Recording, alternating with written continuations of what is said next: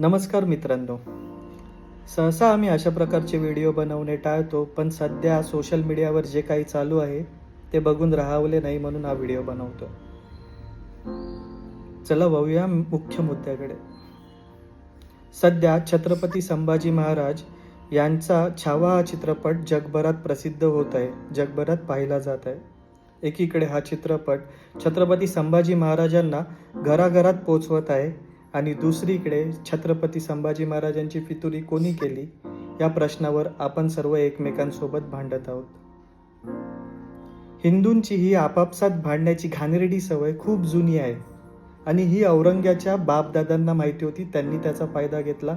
या गोष्टीचा फायदा औरंग्याने सुद्धा घेतला आणि याच गोष्टीचा फायदा आता औरंग्याचे समर्थक सुद्धा घेत आहेत. बघा ना, स्वराज्याचा सर्वात मोठा शत्रू होता औरंग्या, पण या औरंग्याच्या समर्थकांनी ही फितुरीची बाब हायलाइट करून त्या औरंग्याला अलगद कसा बाजूला काढला हे आपल्याला कळले सुद्धा नाही आणि आपण बसलो एकमेकांसोबत भांडत. मुळात फितुरी कोणी केली हा झाला संशोधनाचा भाग, पण त्या फितुरीचे समर्थन कोणीच करत नाही ही मुख्य गोष्ट आहे. प्रत्येक जण त्या फितुरीच्या विरोधात आहे आणि हे दर्शवतो की छत्रपती संभाजी महाराजांबद्दल आपल्या मनात किती आदर आहे, आपल्या मनात किती प्रेम आहे.